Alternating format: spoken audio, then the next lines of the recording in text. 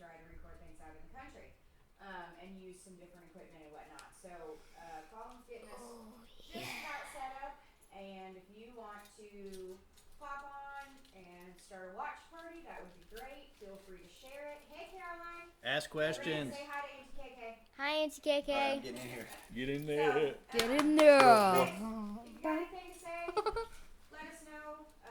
We'll be able to answer questions as they come in. So here we go. Can you adjust that just a hair toward me? Sit down so we can see you. Right there. Perfect. I need your phone, please, sir. There you go. Thank you. Phoneless. Typical. Yep, that's how I live. I am phoneless. All right.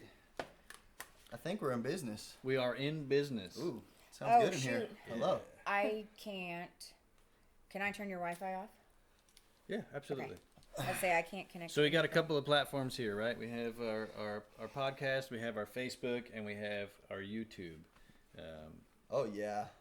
I didn't do the YouTube live. Sorry, YouTube. Yeah. Better luck next time. But we have the Facebook live. So that being said, if you don't like our farm page on Facebook yet, get to liking it. That's right. This farm. What's your URL? YouTube.com/ Just This farm. This farm. Yep. Oh, I could hear that. I was like, what? The volume's on that. Oh, I'll turn it off.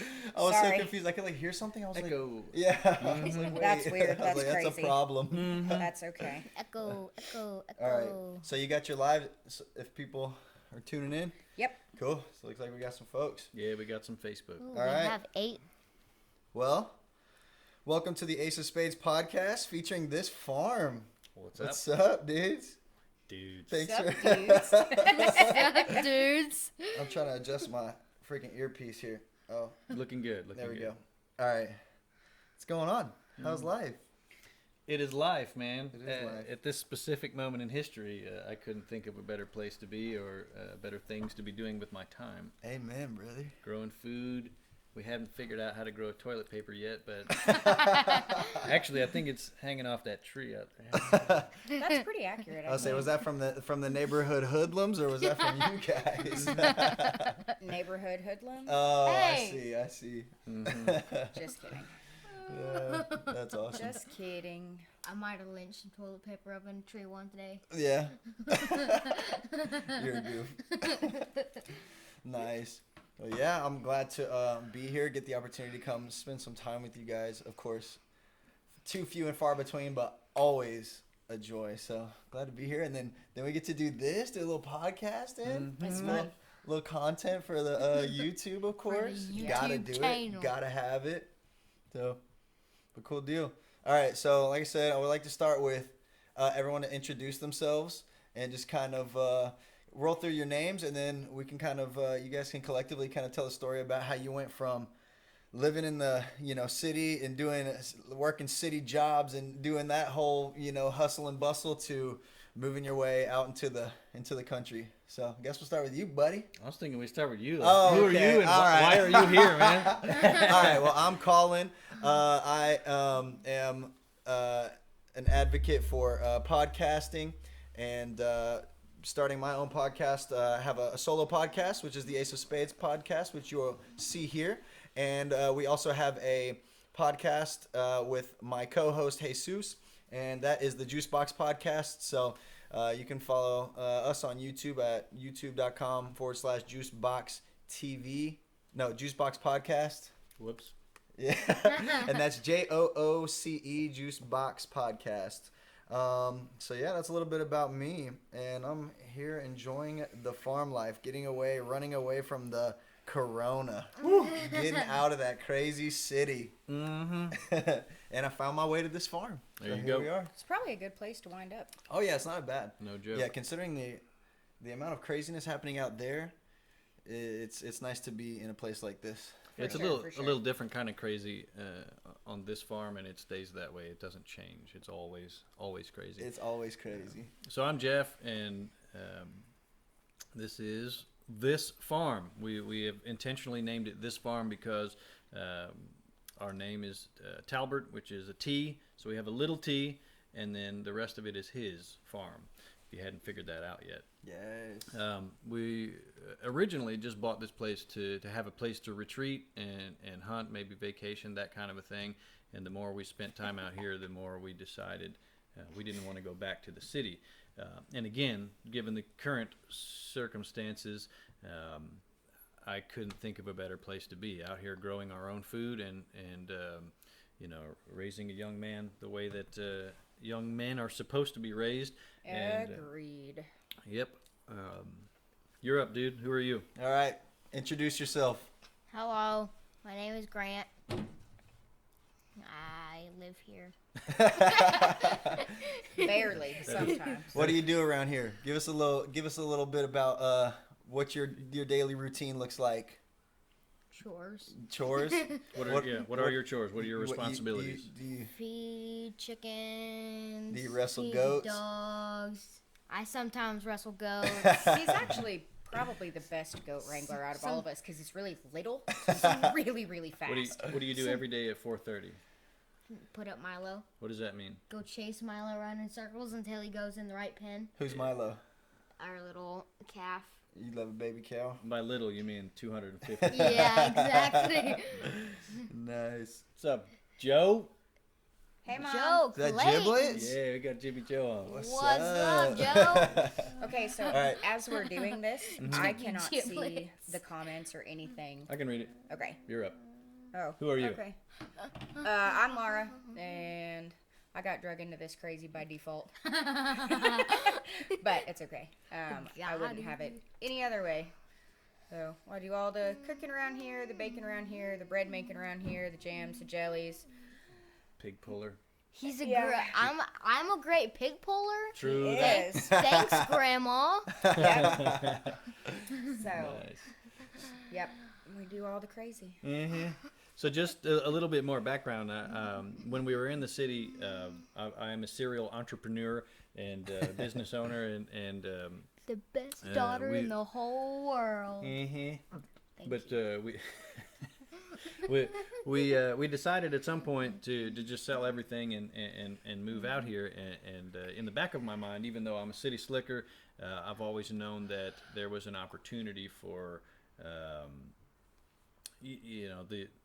whether it be something crazy to where the whole world goes nuts, or whether it's just something like we're experiencing now, where our travel is limited and where our options as far as groceries and toilet paper is limited, that kind of a thing. Yeah. And I've always prepped for that, but as far as doing that in the city is way more difficult. Oh, as yeah. far as being self-sustainable and being able to survive on your own. Yeah, they don't allow you to have cows back there in the city. Yeah, no joke. Well, they do, but you can't have very many, and you got to have a whole lot of space to have a cow. And Yeah.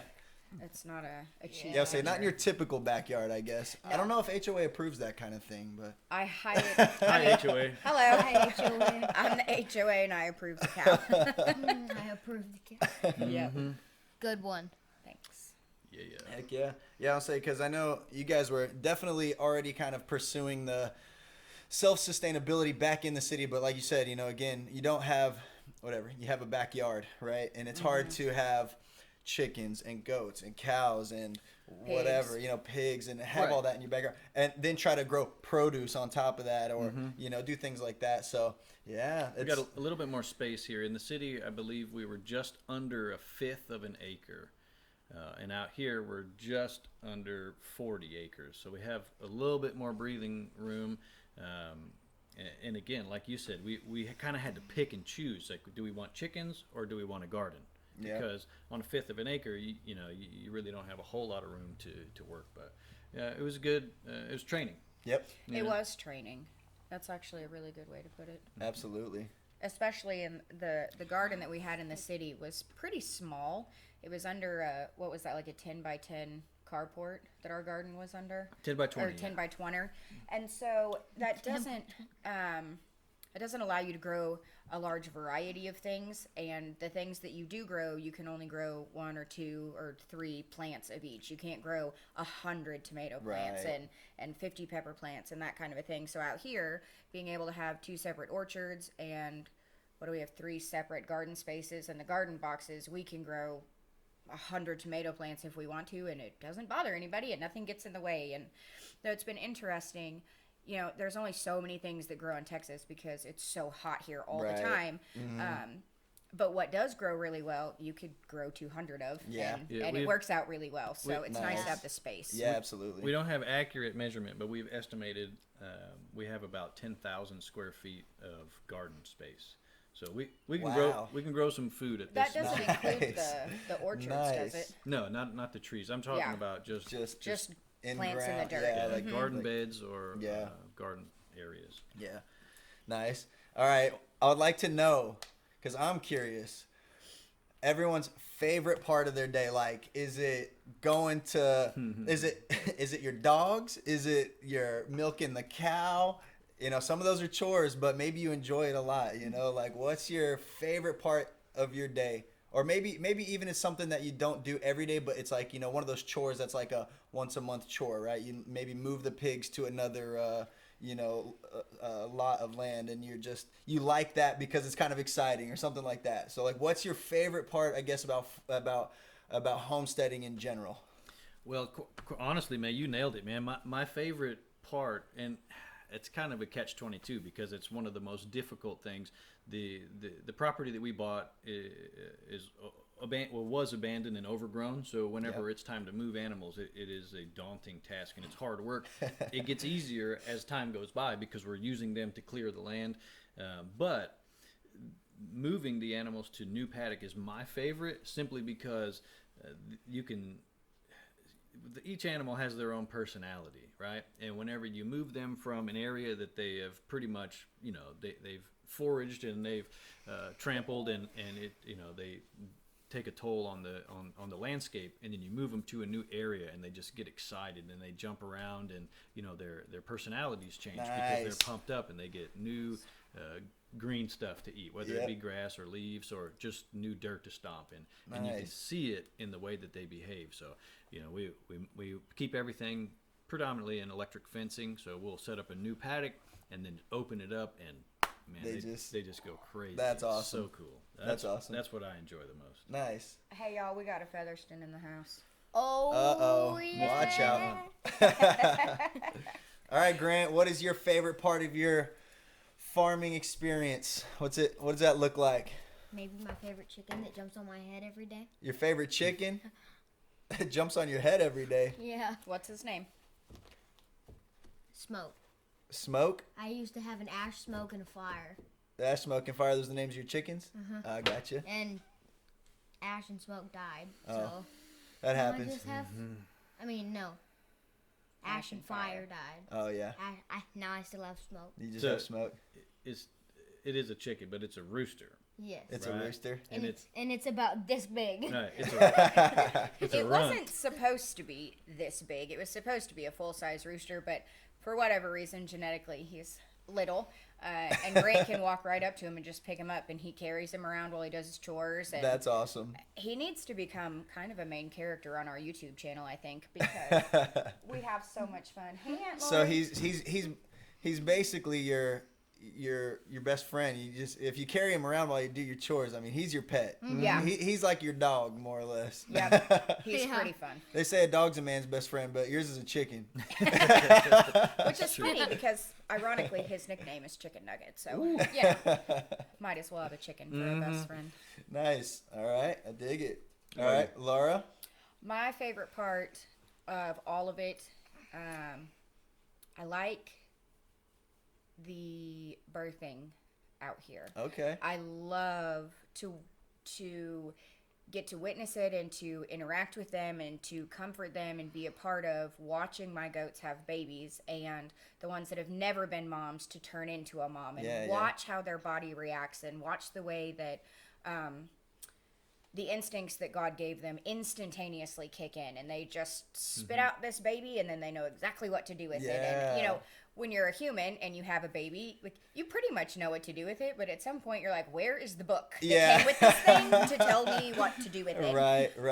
And animals are so different, and like Jeff said, they all have their own personalities, and it's very fun to watch which goat moms are like the biggest jokesters, and they'll like prank their kids and push them off of stuff, and like they have so much fun. And baby goats come out walking and screaming within 5 minutes. They're standing, and trying to nurse and whatnot, and that carries over to playing within 24 hours. They are running and bouncing and jumping off of stuff and bouncing on the trampoline, and it's so fun. I mean, they they don't even know how to walk. They only know how to bounce, and it is so much fun. But my favorite part of 100% of all of that is that little bitty tail that just wiggles like crazy when they're eating. Yes. This tail just, I mean, it's like it never stops, and it's so cute. That's awesome. I love the birthing and watching my girls become moms, and watching as each set of kids that they have the different personalities that their babies have, because some of them are more like Louie and some of them are more like their moms, and no two sets of anybody's babies have been the same. And so it's very interesting. Like, nice. You and your siblings all have different personalities, no matter how far apart you are or close together. And baby goats are the same way. So it's very interesting to watch. Right. And there's just nothing cuter than a baby goat. Right. Baby pigs are really cute. Milo was freaking adorable. Oh, yeah. He's a cutie. The goats take the All right, cake. so I have to admit, I guarantee you somebody's calling me out right now. My real favorite chore around here is cleaning up all the food that Lara cooks. That might be true. We can tell, buddy. We can tell that's your favorite chore. The experimental, like, here, try this. I don't know whether it's good or not. What did you cook for breakfast this morning? What did I cook for? I made, I bet they were good. I can't eat them, but I'm sure they were good. I made sourdough waffles. Oh. Yeah. And last night, sourdough. Last night we made sourdough pizza. Yep. Excellent. If you're not real familiar with sourdough, you should research it and look it up, because it is delicious. And definitely. You can use it for tortillas, bread, rolls, hamburger buns, hot dog buns, English muffins. All right, enough. I'm good. Somebody's getting hungry over there. No, sourdough is good stuff. Nice. Hey, Miss Norma. Nice. Yeah, I'll say I know my favorite animal by far is the goats. I love goats. I don't know. Maybe I feel like I can relate to goats because maybe I'm a little stocky. She's all that working out. I don't know. It's just because you're so ADD, you don't know how to walk. All you do is bounce everywhere.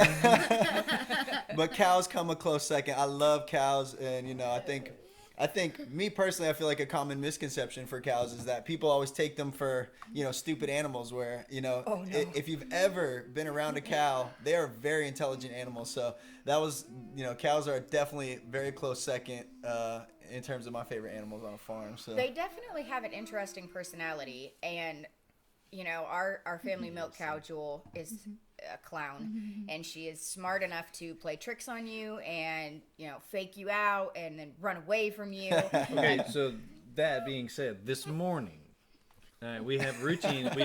We milk this cow twice a day, and this is where she gets her grain and her alfalfa. Like, this is where she gets her candy, basically. Right? Yes. She can forage and eat hay all day long, but there's twice a day.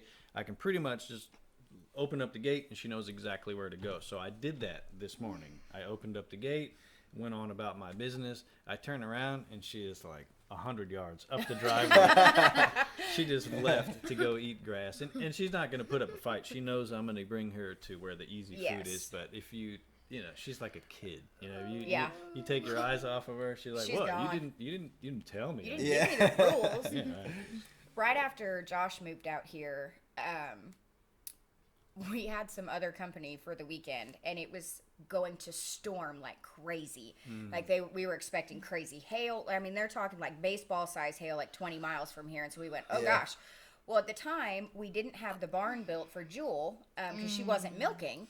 And so we brought her under the carport. That was the intention, so she could have some shelter away from, the crazy hail and the storm that was coming. Right. Well, as we go out there, the wind starts blowing really, really hard, and Josh is kind of like, oh my gosh, your trees are like this. And I was like, I know. And so we let Jewel out of the paddock to walk her under the barn. And Jewel was like, suckers. And she just took off running.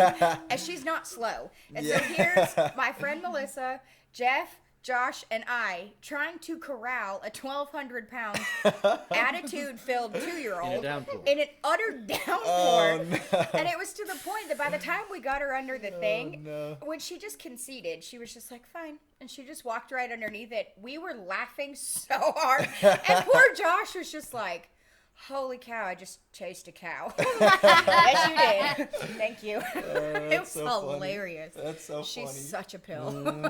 Love it. Yeah, she's great. Anytime we have animals that get out, goats or the cow or the pigs, just imagine. And some of you might not get this reference. You might have to look it up. Okay, but like the music, what is that? Benny Hill. You know what I'm talking about?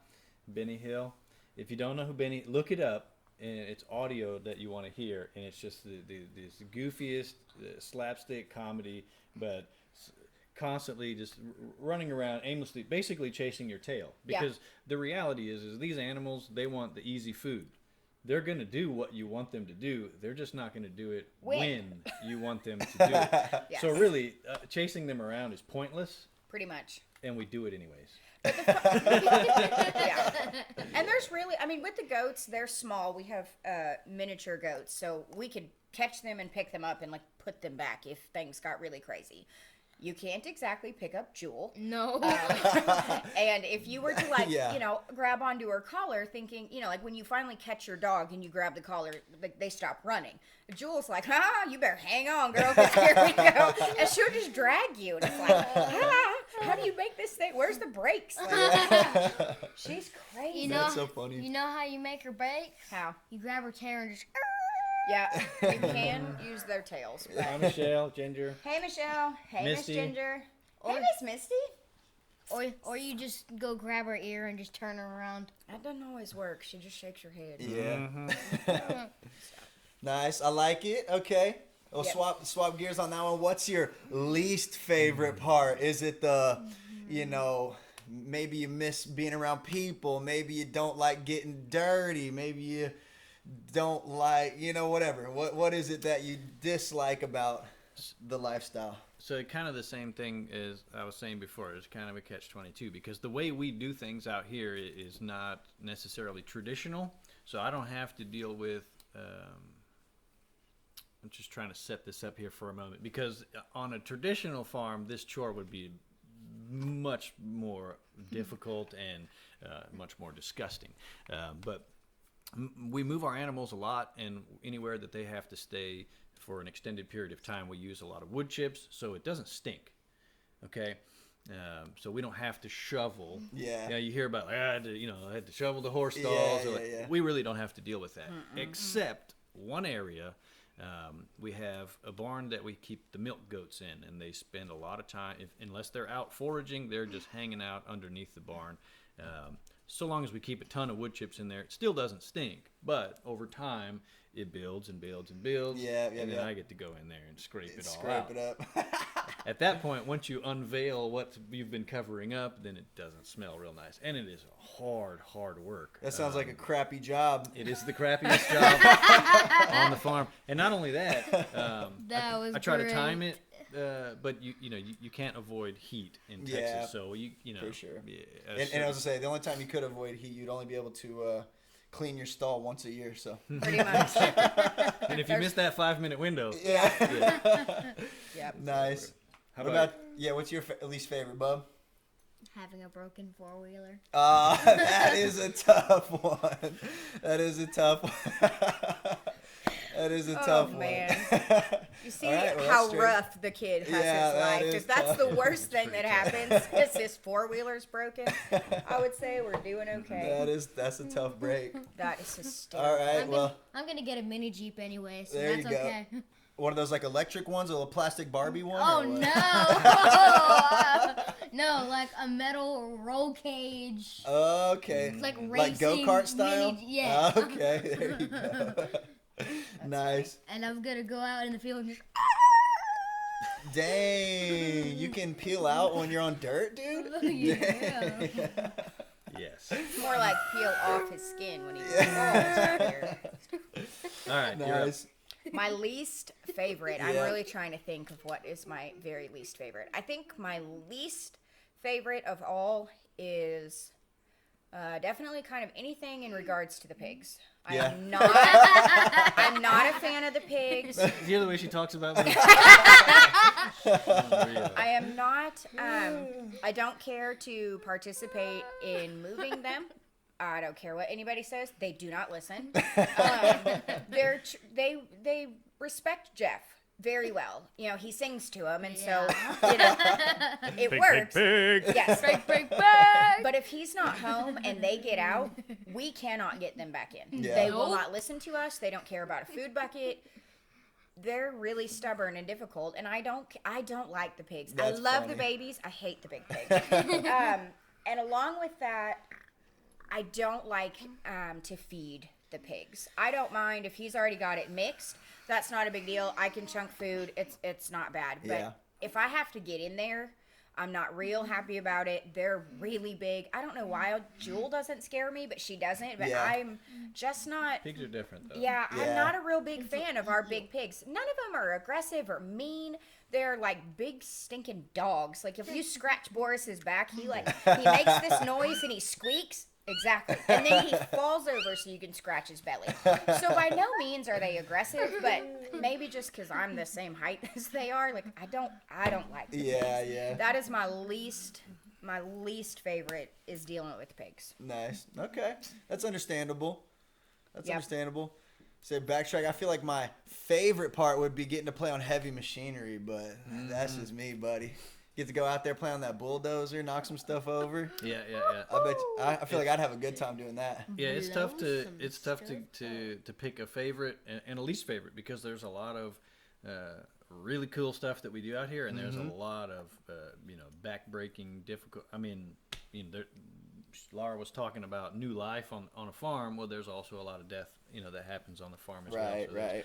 There's a lot of things that fall into the favorites category, and a lot of things that fall into the I wish we didn't have to do this. Yeah, of course. Because, and again, obviously, the goal is to raise these animals so that they can provide for your family. So there's that sacrifice aspect of it, right? Yeah. So, just, again, like you said, it's probably not your favorite moment, but, there is that, that gratefulness for that sacrifice so that you guys can, continue to provide for yourselves and other people. And Yeah. so that's I really think nice. that was, if you watched any of our birthing videos from when Jewel had a baby, the middle video in that 3-part series is Milo actually being born.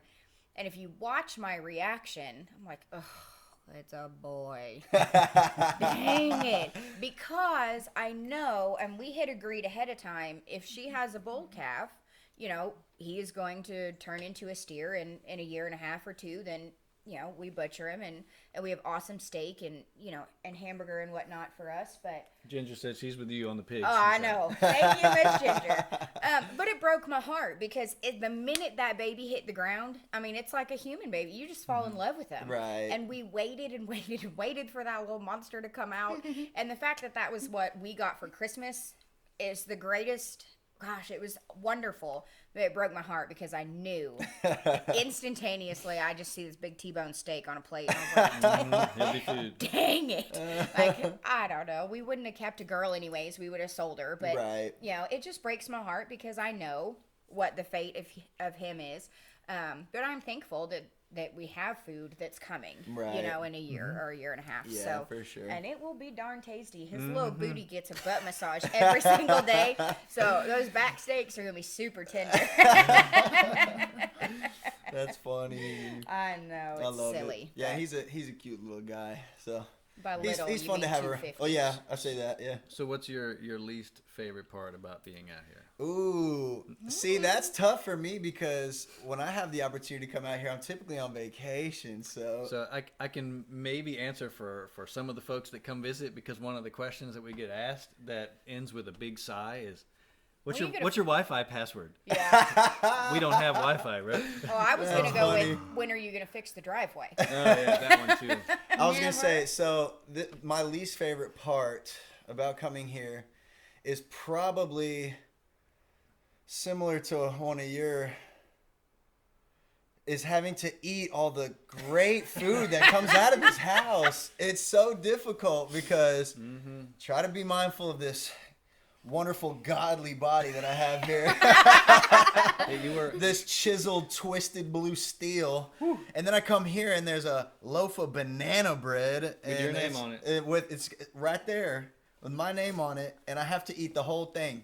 Yep. mandatory. It's tough. That's it's my least favorite part. You know what I mean? Makes total sense. Makes total sense. So in terms of like expansion, do you guys plan on getting any other animals, like maybe horses or emus or something, or what? Ostriches? I want an emu. Do you have any ideas for any other animals you'd like to have? So we entertained the idea of horses in the future. Yeah. I mean, we don't really have our property isn't fenced in. Right. And being a young farm, young homestead, our goals are to have animals that provide for us or are self-sustainable or both, right? So what I mean by self-sustainable is like the baby goats we don't keep because their dad is here and we don't want the dad to mate the children, so we sell the goats and we use that money to feed the goats. So even though they are very expensive to feed, it doesn't cost us a dime. Right. Horses, on the other hand, They're a bottomless pit, and you don't eat them. So unless you're using them for some kind of work, I figured those would more or less be more of a money pit. Like I figured if you're ranching or something like that, then I could see that being maybe beneficial. But even in that sense, I could see how it could still be an expense. Trina says her favorite part about being out here is the homemade ice cream. homemade ice cream. It's pretty good. Agree. Yep. Yeah. Let me hit this camera. Yeah. Excuse me. So I would say, not last year, but the year before, we took our entire 5-year plan and we smashed it into 6 weeks. So that meant that all the things. Spider. I married a spider monkey. Spider monkey. So all the animals that we were planning to get over the course of 5 years, God just kind of went, nope, you don't get 5 years. You get 6 weeks. Here you go. Yep, here's the next perfect opportunity. Yeah, so within 6 weeks, we went from having about 25 or 30 chickens was all that we had. And really at that point, somebody is like, holy cow, woman, stop buying chickens. And I'm like, whatever. And she said, okay. I did. Started buying other animals. I did. So we bought 5 goats, 4 of which were pregnant and multiplied excessively quickly. Nice. And then we accidentally bought a cow. And then somebody got pigs for his birthday. And so in a very short period of time, we went from just a couple, little backyard chickens or whatever to a family milk cow that was pregnant or supposed to be pregnant, 5 goats that had babies, and 10 pigs. Whoops. And we didn't have anywhere to put any of it. And quickly. Yes. And that was the scary part. And so we spent the next year getting ourselves in a better position to manage all of those things. Buying electric fence, learning how to take care of a 1,200-pound cow. We don't know what to do with that. Learning how to milk goats and manage milk goats and what do you feed them. And then there's these pigs that eat everything. And there's a lot of them. What do you do with that? And so I think the only thing I would be interested in adding before the man will let me have a horse, because that's going to happen. I want bees. And not enough to... Cool. I don't ever intend to have enough to sustain what I need for my elderberry syrup. I'll probably still have to source that. I don't want 200 hives out here by any means. Yeah. But I love to watch them pollinate and take care of our plants and the flowers and the trees and that kind of a thing. That's a cool one. I like that one. And so I would really love to add just a couple beehives. We've got the space. We could put them closer down to the bottom or in the clearing where the mayhaw orchard is. Right. But other than that, we're not going to do turkeys. We're not going to do emus. What do you feel about sheep? No. No sheep? We don't eat lamb. Okay. And I'm not going to shear a sheep. Just for wool? Absolutely not. Now, if it really comes down to like you can't go buy clothes anymore, we gonna have some sheep, so I can like spin thread and do that. Right, but right. For the most part, if we don't eat it, we don't have it. Gotcha. We do not like lamb, and so I don't see any reason to have sheep. The only advantage to having a sheep for us would Hi, Shelley. be, hey Shelly, they eat different plants and grasses than a cow or goats. So there is Gotcha. pasture beneficiary whatevers for having sheep, Right. because they eat different stuff that the other animals don't. So that would be the only motivation. Gotcha. But considering how hard we're having to work to even build pasture, there's no point in having a sheep right now because we wouldn't be able to sustain it. Right. We would have to Right. feed it, and if we're not going to eat it, I'm not going to feed it. Right. And I'm not going to shear them, so it would just be a mouth that needs to be fed, and we don't like the taste of lamb, Yeah. so we're not going to do it. So you're not are you particularly interested in expanding like your bird inventory? So I know you guys just recently got a quail Yeah, we do have a couple of added quail. to your inventory there. Hey, Aunt Kathy. Is that something you guys plan on expanding at all? Like you mentioned like no turkeys. You're not interested in turkeys, Right. but maybe something like a quail or So we try pheasant or something. We try to that kind of do effect? as much research as possible and kind of figure out what works best for us. So we're looking for like fast turnover and sustainable, right? So Right, we right, do right. we do raise the Cornish rock, Cornish cross, whatever you want to call them. They're baby chicks. One day, 2 months later, they're 7-pound chickens in the freezer, and they taste better than anything you're going to find at the store. They But are that's not really delicious. sustainable. We have to buy that Right. from somewhere else. We can't produce that here on the farm, so we looked into raising rabbits, and Okay. there's pros and cons to that. And Right. we came to the conclusion that quail are a better Delicious. option for us than rabbits because they come to maturity in about the same amount of time, to where you can you can raise them and butcher them and eat them within about 6 to 8 weeks. The benefit to quail is for us anyways, what they eat, how they eat, but also if you keep them a little bit longer, they lay eggs. So we can, if we're not ready to butcher them, then we can collect their eggs. We can obviously incubate them and have more quail. Yep. We can eat the eggs. If need be, we can use the eggs to feed some of our other animals, that kind of thing. So Nice. And I love the noises that they make. I was really surprised by that. So last year, we hatched 96 quail. Somebody lost their mind at a chicken swap and bought a billion quail eggs. it was 8 dozen for $5. Yeah, it was super cheap. You've told me similar stories coming out of Hobby Lobby. Yeah.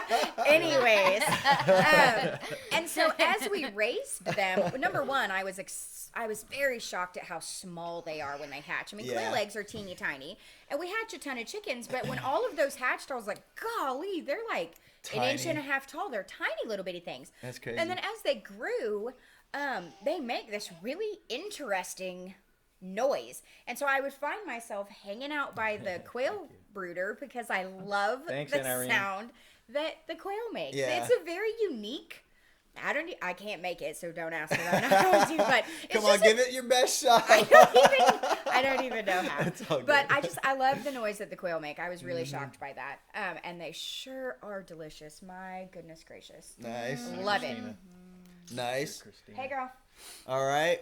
Switch gears to produce. What is your favorite thing to grow and why? Like, is it because maybe it's tomatoes because you're crazy about tomatoes, or maybe you like it because you have to string them up so that they grow in a certain fashion, and you kind of like having to maintain the plant. What's your favorite produce to grow and why?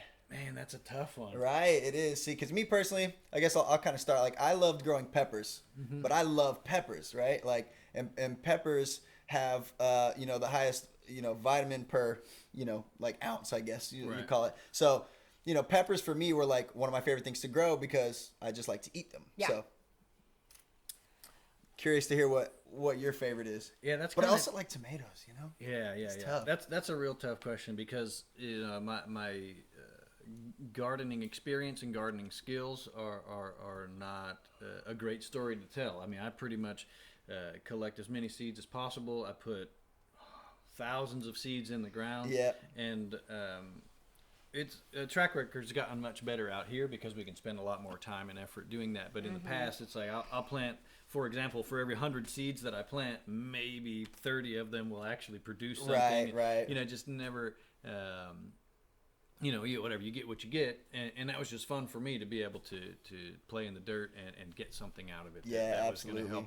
But what I really enjoy the fast turnover stuff. Okay. Right? So like I like radishes. Not a whole lot of folks like radishes, but I do, and they're done in 21 days. Right. So I can put a seed in the ground, watch it, come up with this tiny little green thing, and then all of a sudden it's got, within a few weeks I'm able to eat it. Same thing. Okra takes longer, but Okra's a good one. It produces. It just constantly produces it It is over a and over heavy and over and over producer. again. And in the summer, so like talking about the summer in Texas, and it's 110 degrees outside. The okra loves that. And Yeah. it produces more when it gets hot like Yep. that. So, Nice. so I like the high turnover and the quick turnover. Yeah. Okay. crops. What about you? What's your You got a- favorite thing we grow? Yeah, you got a favorite? I could almost answer that for you. You buy it every year. What do you, Oh yeah. What do you always put in your garden, Grant? I heard it yesterday. You were talking. Spearmint. Is it spearmint? Yep. Spearmint. Okay. Do you just eat the leaves? You just go pick a leaf and just. Sometimes. Yeah. Sometimes I'm just like, I'm hungry. All right. What about you? What you got a favorite produce? Yeah, I'm totally the opposite of Jeff. I like the long growing stuff. My favorite thing is the garlic that we grew out here last year. nice. Yeah. And it's like a totally different ball game. It's so much more powerful and potent, and it's so delicious.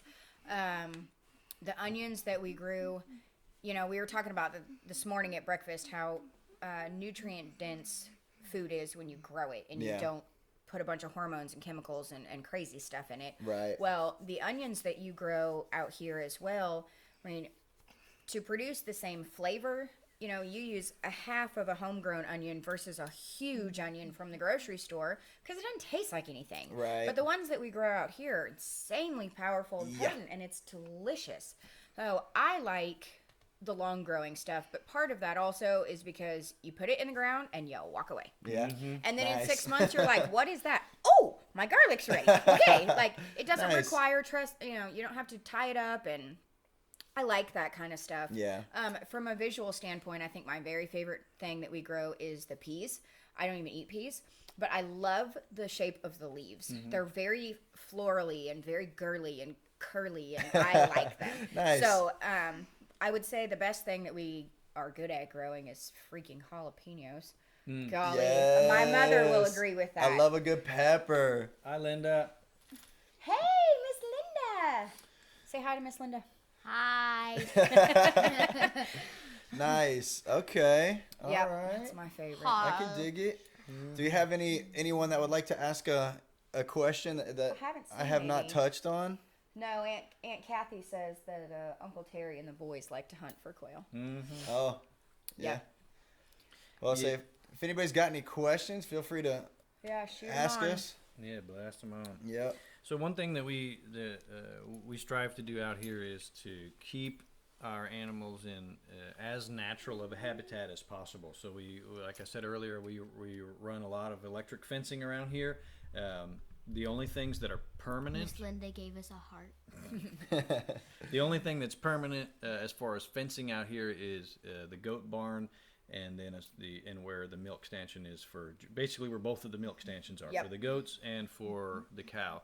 Other than that, everything's electric fence, and by, well, first of all, it's cheaper, but also it's temporary, so we can move the fencing, move the animals, let the earth recover, and give the animals fresh forage, and just make sure that they're not, for lack of a better description, eating where they defecate, which obviously is better for them, and it's better for us because the cliche "you are what you eat" that's a real thing. Oh, yeah. Oh, yeah. The animals are what they eat, and those animals are our food. So in turn, we are what they eat as well. Yep. So Yep. we try to, and also in the wintertime you have to supplement their feed for sure. But right now our feed bill as of the last few weeks, has almost cut in half because there's so much green for these animals to eat, and for that we are very thankful. Amen. That's why we were working so hard. Like Colin was saying, with the playing with heavy equipment. We've been driving a bulldozer and a backhoe a lot, knocking down trees, and it'll take some time, but we're going to grow some grass. We're going to grow some pasture. So we have a question from Trina Hightower. Trina Hightower. What produce grown with little help and year round? Solid question. Kind of like what Lara was saying. Like some of the stuff, like the garlic is pretty simple. Onions and potatoes. And you can harvest. You know, the garlic that you harvest is your seed for the next turn around. And it's not like a spring crop or a fall crop. You can grow it pretty much all year round. It'll grow slower when it's cold. And onions, we have a hard time getting onions to bulb real big.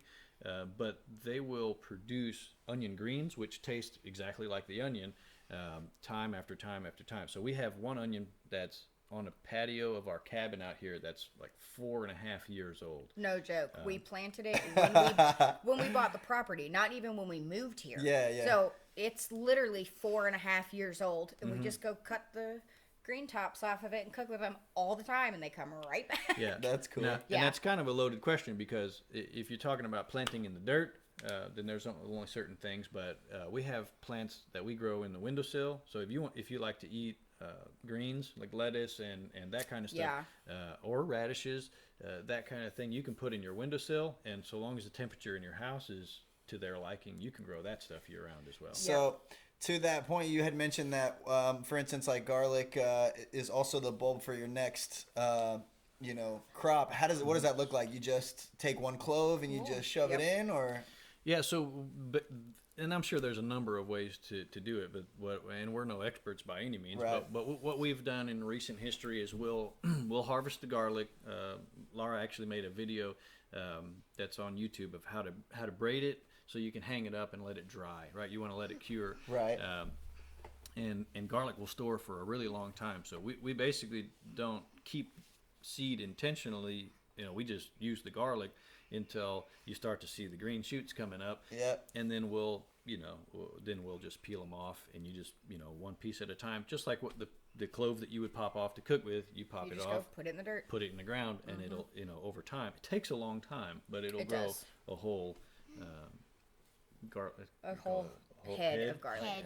But that's fun, because you think about how many cloves are on a head of garlic. On average, you get 10 to 12. Some of them are big, and you get like 15 or 16. So you can take one thing that you've purchased and then turn it into 12 to 15 plants that will each then have 12 to 15 cloves on them. And I mean, it's a very sustainable, and it's delicious. Right. So Linda was saying that they had collards year round. They lived on the coast, so it's more of a tropical environment. But again, so long as you keep the right environment, or you pick a crop that's right for your environment, then you can grow year round.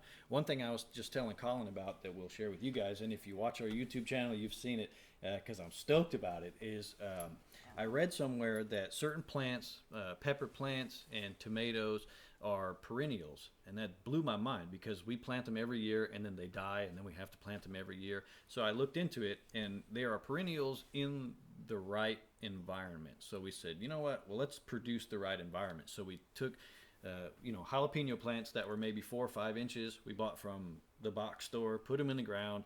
They grew, and we got a lot of jalapenos, bell peppers, banana peppers, and cayenne peppers. And so last year we dug them up, put them in pots, and stuck them in a greenhouse. And they sat there over the winter. They looked horrible.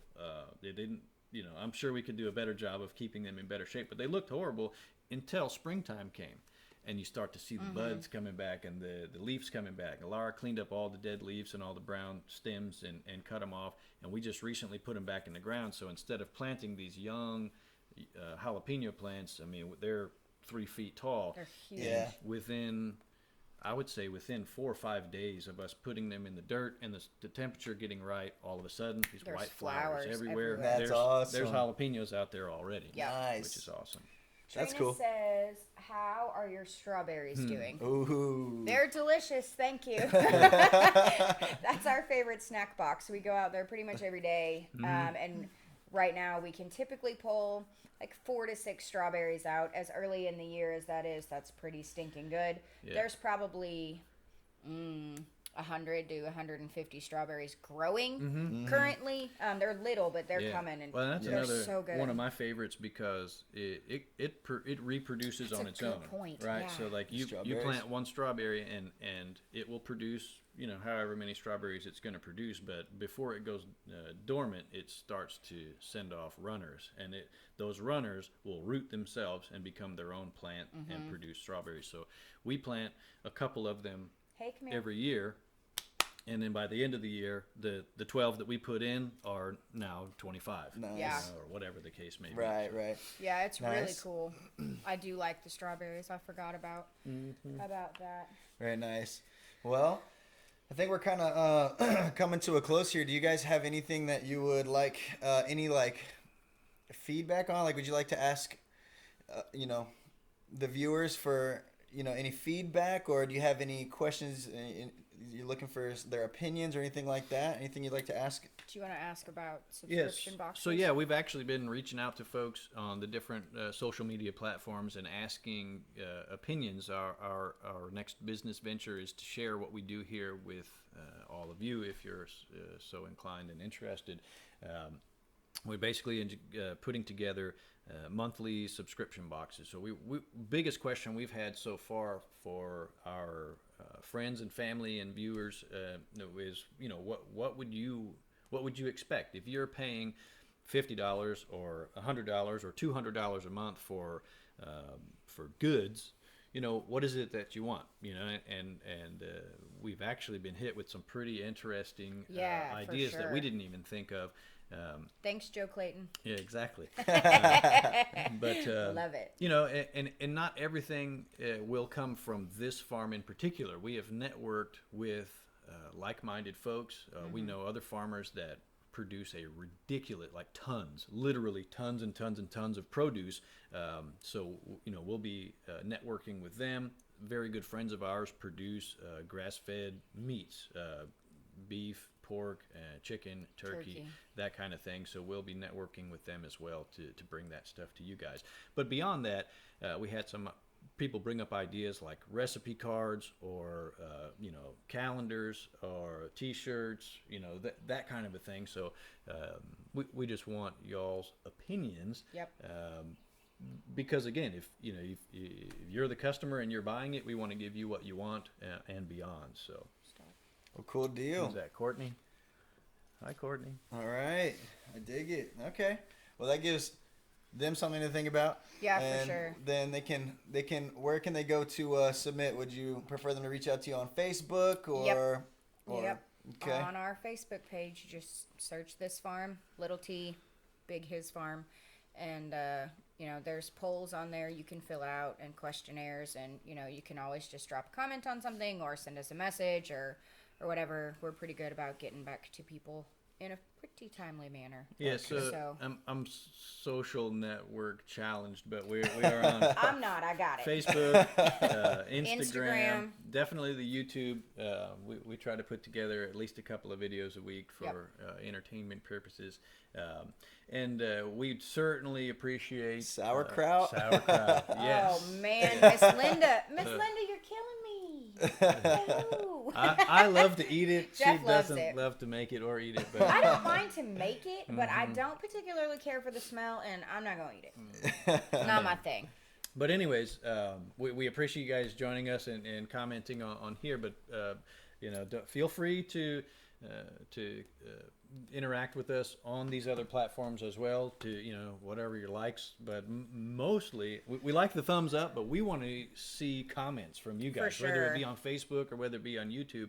We want to see what your opinions are. We want to read what your questions are and that kind of thing. And at this stage, we're able to read all of the comments and we're able to respond to all of the comments as well. So we encourage you guys to interact with us in that manner as well. So, Mr. Rich Taylor asked, "What is Josh doing now?" what is Josh doing now? So Josh came, he had basically was fed up with city life. It wasn't treating him right, and He wasn't treating it came, right. Yeah, he came to the conclusion he wasn't doing it right. So, Yeah. we gave him an opportunity to come stay with us for up to a year, and basically I told him, this is your college scholarship, right? Like, I'm not going to necessarily, teach you, you're not going to have a good degree here when you leave here, but you don't have to worry about rent. You don't have to worry about bills.